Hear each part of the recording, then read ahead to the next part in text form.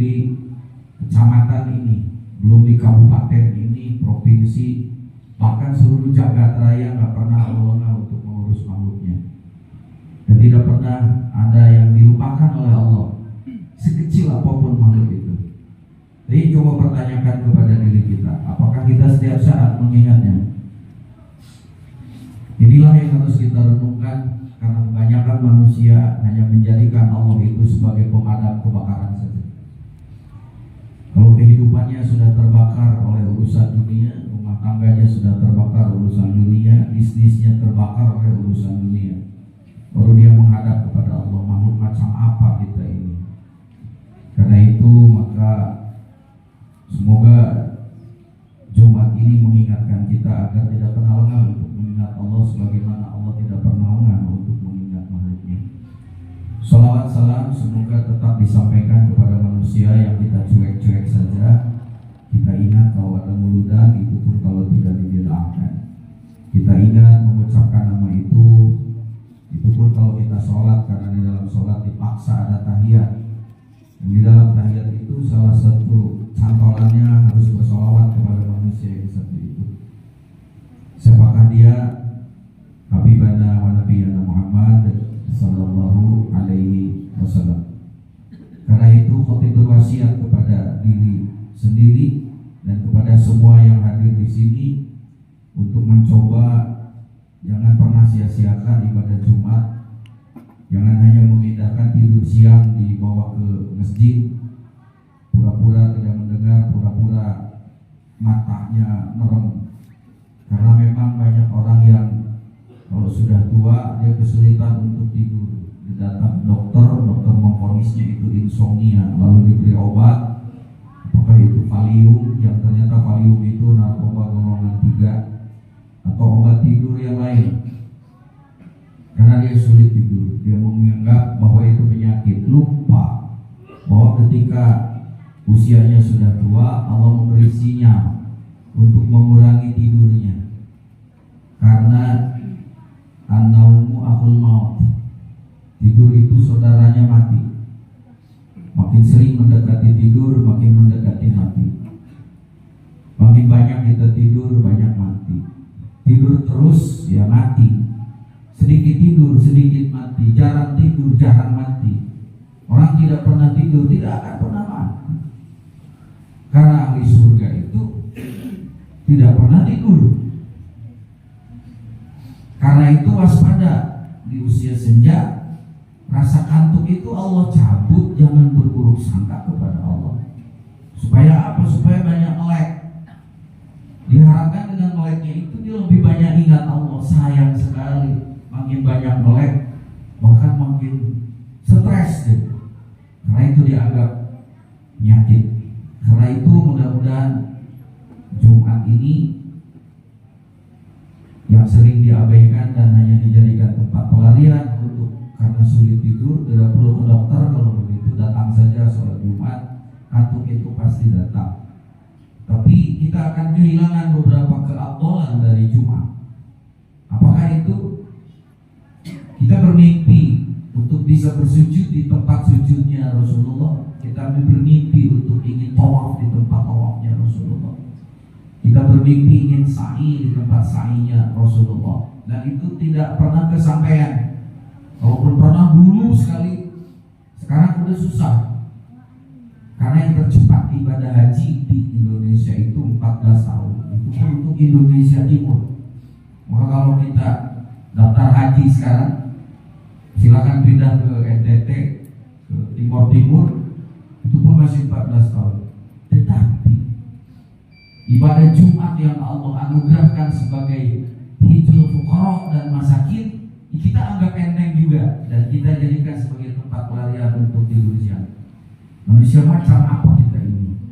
Sudahlah kita menjadi manusia yang tidak pernah mengingat Allah, atau mengingatnya jarang, dan Allah dijadikan sebagai pemadam kebakaran saja. Sudahlah kita menjadi manusia yang tidak pernah mencintai manusia yang akan kita cari, yaitu Habibana wa nabiyana Muhammad sallallahu alaihi wasallam. Beberapa diskon dan sarana fasilitas ibadah jasmani dan rohani dari Allah abaikan juga. Lalu mau bagaimana kita mengakhiri hidup ini? Jamaah rahimakumullah, karena itu berwasiat kepada diri sendiri yang banyak untuk mengingat Allah, dan kepada yang hadir di sini, dari sekian aset kehidupan yang ada, yang mungkin sudah tidak kebagian, yang mungkin aset itu bahkan sudah lewat dari kehidupan kita. Bagi yang pernah tersinggahi oleh gemerlap dunia, pernah bunga, pernah jajan, pernah kaya, pernah punya itu, pernah punya ini, lalu kemudian lewat satu-satu. Dan bahkan yang ada di tubuh kita pun lewat satu-satu. Wajah yang tadinya gagah mulai lewat, tinggal keriput, gigi yang tadinya beres juga lewat satu-satu. Penglihatan yang tadinya luar biasa udah mulai diperpendek oleh Allah. Bahkan langkah yang tadinya gagah dan kuat, suara yang tadinya selalu beringasan, teriak sana teriak sini, mulai Allah kurangi. Wa fi anfusikum afala tubsirun. Apakah kita tidak pernah berpikir kenapa Allah membuat seperti itu? Inilah yang penting wasiatkan untuk ciatu dari semua aset yang sudah mulai Allah cabut satu-satu. Ngomong hubungan ke bagian, menjadi menak ke bagian, menjadi jelma jebut ke bagian. Lalu bagianmu apa yang akan kau bawa sebagai persembahan terbaikmu untuk Allah? Inilah yang patut kita renungkan pada Jumat ini. Karena tetap hidup akan berakhir, tidak ada hidup kecuali ada kematian bagi makhluk. Ya rahimahumullah. Maka ketika khutbah Jumat ada seorang khatib yang berwasiat, usikum wa nafsi bi taqwallah. Seharusnya kata-kata itu diingat baik-baik, didengar baik-baik, direnungkan baik-baik. Karena ternyata takwa itu barang yang berharga yang akan kita bawa dari seluruh aset kehidupan yang ada. Inilah lucunya manusia. Manusia itu mati-matian memperjuangkan apa yang tidak akan pernah dia bawa mati. Bahkan rumah yang dia bangun sedemikian rupa, garasi mobil dia buat sedemikian rupa, mobilnya sedemikian rupa. Bapak mati duluan, mohon maaf, mau dibalikkan Pak. Saat itu juga istri Bapak akan segera menghubungi ketua DKI untuk segera mengumumkan dan menyingkirkan Bapak dari rumah yang Bapak perjuangkan mati-matian. Mungkin tidak tahu apakah duitnya dengan cara haram atau halal, tapi itulah kenyataan. Pernahkah kita merenung bahwa kita itu brengsek banget karena kita mati-matian memperjuangkan sesuatu yang tidak akan pernah dibawa mati. Lalu ketika kita mati membawa apa? 3 kain kafan pun itu masih belum tumpah. Maka wasiat takwa itu sesungguhnya seharusnya memberikan daya tampar kepada telinga. Yang telinga itu pun pendengarannya mudah-mudahan belum dicabut oleh Allah. Karena ada manusia yang dia masih mendengar, tetapi hakikat pendengarannya tentang hidayah-hidayah Allah cabut itu. Tapi ketika mendengar brengseknya tetangga, buruknya lingkungan, dia paling dengar, paling tajam. Kemana pendengaran Bapak tentang hidayah Allah? Inilah yang patut kita renungkan. Ya rahimahullah, wasiat takwa saking pentingnya karena takwa ini ternyata barang yang berharga. Ketika manusia hidup di dunia, itu pun kalau tahu, karena yang kita tahu mah yang berharga itu duit. Kalau tidak ada duit, masa juga dan naon hari Allah di kamanakeun. Yang kedua, saking pentingnya takwa. Seorang khotib kalau tidak berwasiat takwa, pasti diingatkan. Tidak berwasiat takwa kedua, diingatkan. Sampai yang ketiga lolos, pasti dipecat khotib itu. Harus diganti dengan yang lain. Kenapa takwa ini penting?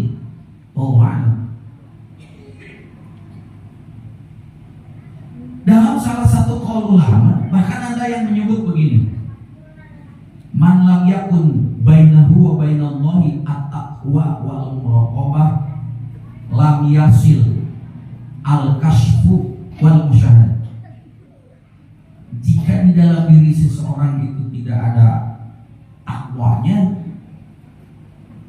dan muraqabah, dalam diri seorang tidak ada takwa dan muraqabah, maka dia tidak akan pernah sampai kepada satu rasa yang disebut al-kasfu wal musyahadah.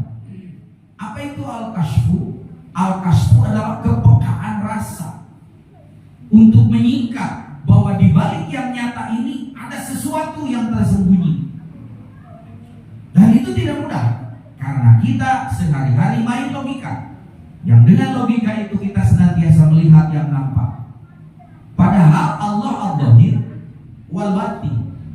Al-dhahir itu segala ciptaannya, dan di situ kita tidak akan menemukan apa-apa. Tapi di balik ciptaannya itu ada hakikatnya. Itu yang kemudian tidak pernah Allah singkapkan, karena enggak urusannya, karena tidak memiliki takwa itu. Contoh begini, Bapak minum karena kehausan. Kalau kita tidak diberi kasyaf oleh Allah, maka Bapak akan selalu mengiktikadkan bahwa hausnya Bapak hilang karena air. Bapak lapar, maka yang menghilangkan lapar Bapak itu menganggap nasi terlihat, air terlihat, dan kita terjebak di situ. Maka itulah hijab yang paling tebal untuk merasakan bahwa sesungguhnya yang menghilangkan haus Bapak, yang menghilangkan lapar Bapak, bukan air, bukan nasi. Siapa? Allah. Terhijab gitu. Bapak bukan duit, Pak. Dan yang membuat Bapak terhormat itu duit. Padahal duit tidak datang, kehormatan tidak datang kalau Allah tidak membuat Bapak terhormat. Makanya banyak orang yang terjebak dengan duit, dikira duit kehormatan, mati-matian dia cari duit, duitnya dapat, Allah hinakan. Itulah salah satu hijab. Kenapa? Enggak diberi kasyaf. Kasyaf itu kemampuan untuk menangkap beyond reality, apa yang ada di balik. Dan sesungguhnya kehidupan akhirat itu apa yang ada di balik yang nyata ini. Jangan terjebak, Pak. Jangan terjebak dengan kehidupan dunia ini. Dan selamanya kita tidak akan begitu kalau kita tidak dapat yang disebut dengan software, yang disebut dengan takwa. Ketika Bapak melihat apa yang ada di sekeliling Bapak, yang Bapak nampak ya itu saja. Ketika Bapak melihat orang yang mati, tetangga yang mati, teman-teman seangkatan Bapak sudah mati satu-satu, yang Bapak lihat cuma kematiannya. Apakah kematian tidak memperlihatkan, membuka tabir tentang apakah Bapak juga akan begitu? Setelah mati Bapak mau kemana? Apa yang akan dibawa? Tahu nggak ruh itu kemana larinya? Apa yang akan membuat kita sampai ke hadirat Allah? Terjebak, Pak, kita. Kenapa? Karena diberi takwa. Maka jangan anggap enteng takwa itu. Kalau takwa, software takwa ini tidak pernah ada di dalam kalbu kita sampai kapanpun, agama hanya konsep, masjid hanya tempat untuk rame-rame untuk beribadah, tapi wahya kharabun an dzikrillah, kalbunya itu tidak ada dzikirnya kepada Allah, maka hidup kita hanya sebatas ritual saja. Tadi dibilang ada takwa, ada dzikir. Apa kaitannya antara takwa dengan dzikir? Dan seberapa signifikan pentingnya takwa terhadap kehidupan kita? Tidak perlu diterangkan. Ustaz sudah banyak yang mendefinisikan tentang takwa. Tapi pertanyaannya, kalau nggak ada software takwa saja, maka hidup kita hanya akan terjebak dalam sesuatu yang selamanya fisik, dohir dan nyata. Padahal Allah ada di balik itu. Ya rahimahullah, apa kaitannya takwa dengan dzikir? Seorang sahabat pernah bertanya, ya Rasulullah, apakah yang disebut dengan takwa itu? Karena zaman itu juga sama, banyak konsep takwa. Rasulullah dengan sederhana mengatakan, takwa bukan definisi, tapi kata Rasulullah, at-taqwa hahuna. At-taqwa hahuna. Takwa itu bukan definisi, takwa itu bukan konsep, takwa itu hahuna, apa yang tertancap di sini. Dan ketika menyebut hahuna, telunjuk Rasulullah tepat menuju kepada jantungnya yang ada di sebelah kiri, karena ternyata jantung itulah qalbu kita. Dengan bahasa yang lain, dibalik perilaku Rasulullah menunjuk secara fisik begitu, Rasulullah mengisyaratkan secara kasar bahwa takwa bukan perkataan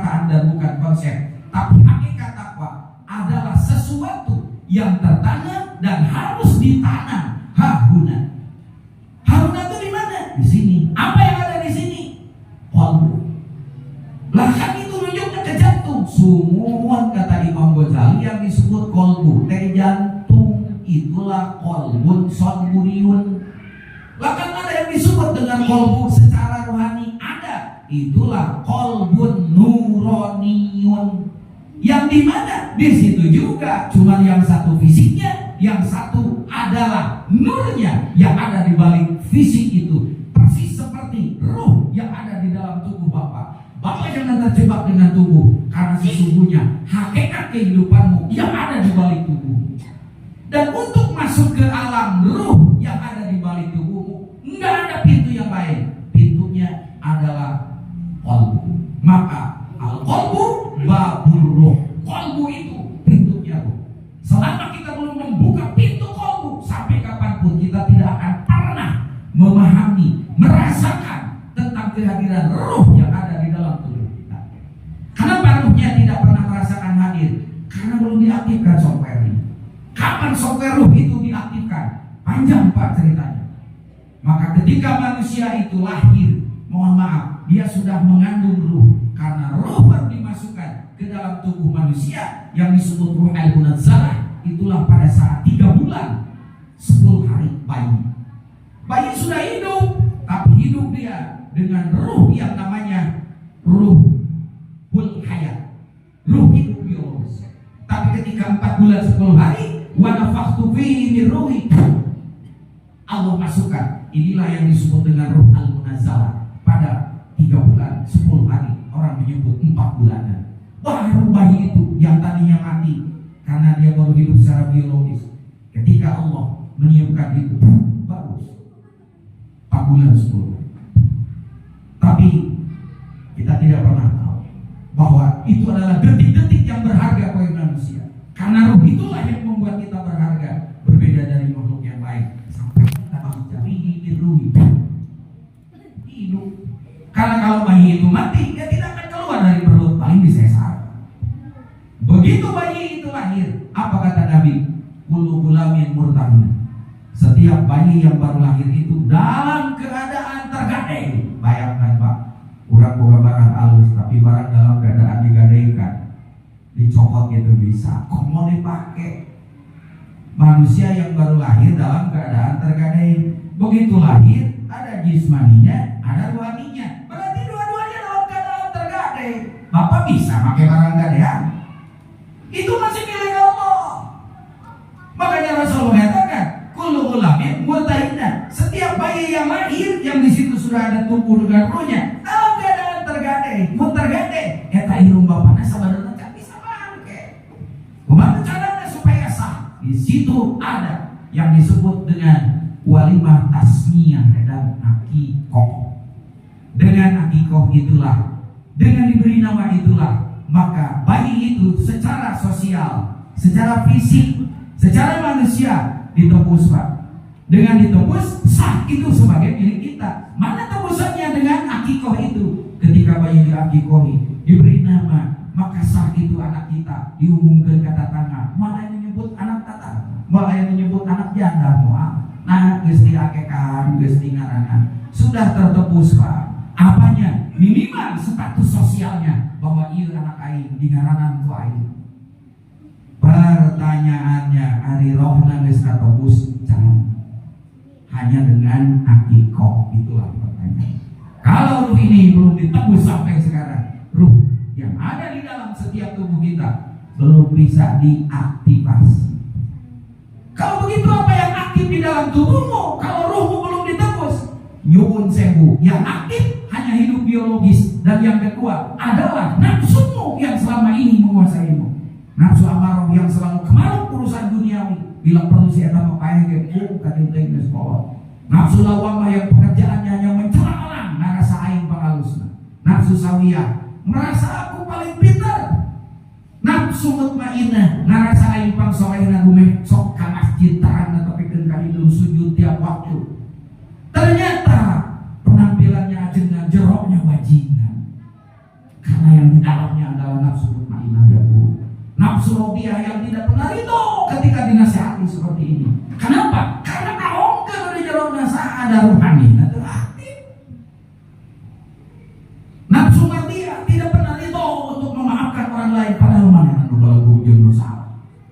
Nafsu kamilah merasa aku paling sempurna, sehingga tidak pernah lagi dia untuk mau untuk tolabul ilmi. Nah, agak ngaji mana gitu Pak.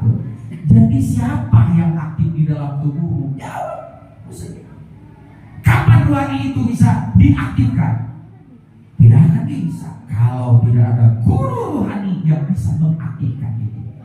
Maka mencari guru rohani yang di dalam surat Al-Kahfi disebut sebagai wali yang mursyida untuk membangunkan setiap rohanimu adalah fardu ain yang tidak bisa diwakilkan kepada siapa.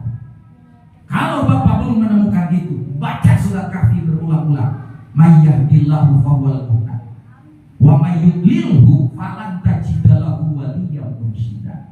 Dan barang siapa yang akan tersesat dan disesatkan rohaninya oleh perilaku dan kesombongannya sendiri, maka dia tidak akan menemukan guru rohani itu sampai dia rohaninya itu pulang menghadap Allah dalam keadaan sendiri. Karena tugas rohani adalah menspiritualkanmu di hadapan Allah. Ya rahimakumullah. Lalu apa yang terjadi? Nabi menyatakan, al-insanu niyamun idza mata intabahu. Seluruh manusia yang belum ketemu guru rohaninya itu dalam keadaan tidur, idza mata intabahu, begitu mati baru rohaninya bangkit di alam kubur. Penyesalan yang luar biasa. Dari sini maka mulai sekarang jangan pernah lagi menyatakan bahwa mudah-mudahan kita husnul khotimah. Jangan pernah mudah-mudahan, harus husnul khotimah. Bapak jadi jenderal mati husnul khotimah, buat apa? Bapak jadi orang sombong apalagi mati husnul khotimah, buat apa? Bapak jadi orang sukses di dunia mati husnul khotimah, semuanya tidak ada nilainya di mata Allah. Maka husnul khotimah itu bukan mudah-mudahan, tapi dengan semoga tausiah ini membangunkan setiap rohani yang tidur di sini dan memohon kepada Allah secara pribadi agar dipertemukan dengan orang yang bisa membangunkan rohani kita, sehingga nafsu kita nanti dikendalikan oleh si rohani itu dan berhasil membawa kita untuk dispiritualkan hidup di sini dan pulang dalam keadaan penuh dengan kenikmatan spiritual ke hadapan Allah. Barakallahu li wa lakum fil Qur'anil azim wa nafa'ni wa iyyakum bima fihi minal ayati wa dzikril hakim. Aku qouli hadza astaghfir innahu huwal ghafurur rahim.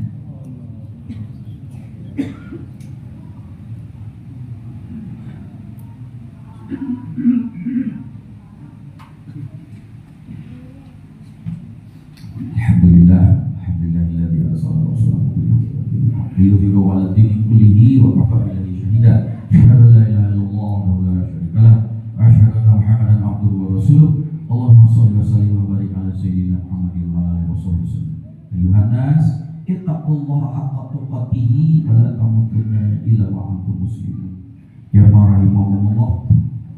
Sejenak kita terhenyak dan mudah-mudahan kita terbangunkan oleh tausiah tadi bahwa iya juga.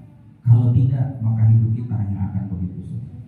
Ia hanya akan menjadi sebuah lingkaran setan yang dia bangun, tidur lagi, bangun, tidur lagi, bangun, tidur lagi. Karena rohaninya belum bangkit. Bangkit nanti di alam kubur. Penyesalan yang sangat luar biasa. Maka memohonlah kepada Allah agar kita diberi kesempatan untuk bertemu dengan orang itu. Dan itulah para pewaris Nabi sesungguhnya. Yang disebut al-ulama warasatul anbiya, bukan orang yang cuak-cuak, yang hadisnya katalah, Qur'annya katalah, dalilnya cukup, ibadahnya luar biasa. Kalau dia tidak tahu perjalanan rohani, bukan wali yang mursyida, dia hanya guru biasa. Maka ketemu guru mursyid fardu ain. Dan mati husnul khotimah adalah kewajiban bagi kita, dan itu perjuangan yang terberat di tengah-tengah kehidupan dunia yang oleh nafsu kita selalu dikejar, tidak mengenal waktu dan batas. Marilah kita menghambakan diri kepada Allah agar Allah masih berkenan untuk bagaimana rohani kita bisa kita bangunkan, bisa kita santuni dan bisa kita pelihara. Allahumma sholli wa sallim wa barik amin ya Allah ya rabbal alamin. Allahumma inna dhaifun faqawina wa inna dalilun fa'izzana wa inna faqirun fa'adhimina. Allahumma tsabbitna fil iman wa tsabbitna fil islam wa tsabbitna fil tauhid wa tsabbitna bil ma'rifah wa tsabbitna bil qawli tsabit la ilaha illallah min dari dunia ila dari akhirah. Rabbana la tuzigh qulubana ba'da idh hadaitana wa hab lana min ladunka rahmah innaka antal wahhab. Duhai Allah, terlalu sulit hidayah ini tertancap ke dalam qalbu kami. Karena itu ya Allah, ya Allah, ya Allah, dengan Rahman dan Rahimku, pertemukan aku dengan orang yang membukakan pintu qalbu ini, sehingga qalbu ini, ruhani ini bisa bangkit dari mulai sekarang ya Allah. Jangan hanya nafsu yang menguasai kehidupan yang pada akhirnya akan membuat kami menyesal ya Allah. Berilah kami kesempatan ya Allah. Berilah kami kesempatan ya Allah. Berilah kami kesempatan ya Allah untuk membukakan pintu qalbu dan pintu rohani, sehingga hidayahmu sekecil apapun tertancap di dalam qalbu ini. La tuzigh qulubana ba'da idh hadaitana, dan ketika hidayah itu sudah tertancap, jangan kau cabut kembali ya Allah, sehingga kami bisa merasakan sisa-sisa hidup ini dalam keadaan istiqomah, dan kalaupun mati pasti dalam keadaan husnul khotimah. Rabbana atina fid dunya hasanah wa fil akhirati hasanah wa qina adzabannar. Subhana rabbika rabbil izzati amma yasifun, salamun alal mursalin, walhamdulillahi rabbil alamin. Ibadallah, innallaha ya'muru bil 'adli wal ihsan wa ita'i dzil qurba wa yanha 'anil fahsya'i wal munkari wal baghi ya'idukum la'allakum tadhakkarun. Wa dzikrullahi akbar. Astaghfirullah li wa lakum.